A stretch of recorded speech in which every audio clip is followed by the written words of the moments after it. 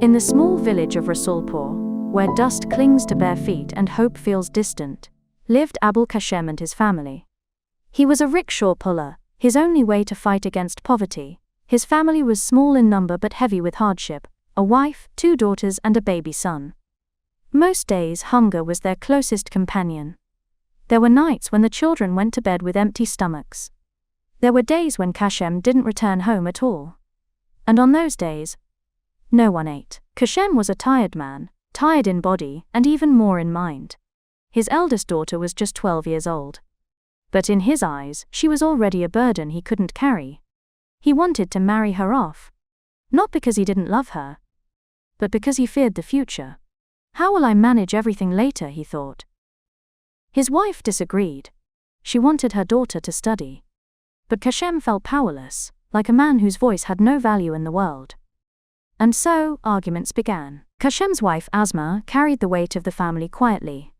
Even when there was food, she ate less, or sometimes not at all. She would smile and say she wasn't hungry, just so her children could eat a little more. From dawn till night, she worked without rest. Cooking, cleaning, caring for the children, everything rested on her fragile shoulders. But lately, her body had started to give up. She felt weak, exhausted, as if her strength was slowly fading away. Her youngest child was only 7 months old. Even during pregnancy, she never had enough food. Still, she endured. One afternoon, while Asma was cooking in the yard, the neighbor Jamila came. She looked at Asma with concern and said softly, "If you continue like this, you will only suffer more." She spoke about an NGO. About loans, about opportunities, about a way to stand on her own feet. That night, Asma couldn't sleep. Her mind was full of questions, fear, and a tiny spark of hope. The next day, she gathered her courage and went with Jamila. At the NGO office, a man named Russell listened to her story. Her pain, her struggles, her dreams. Then he asked gently, "If we give you a loan, what will you do with it?" Asma answered without hesitation, "I want to raise chickens." It was a small dream. But for her, it meant survival. At first, Kashem didn't agree.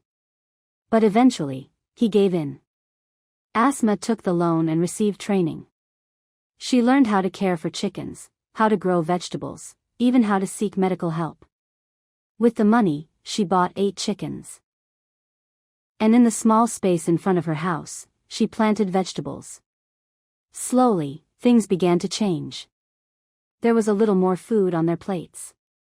A little less hunger in their lives. But with hope came more work. Asma's days became longer.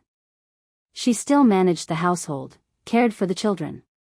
And now, she also tended to chickens and vegetables. She often skipped her own meals to keep everything running. Soon, the chickens started laying eggs.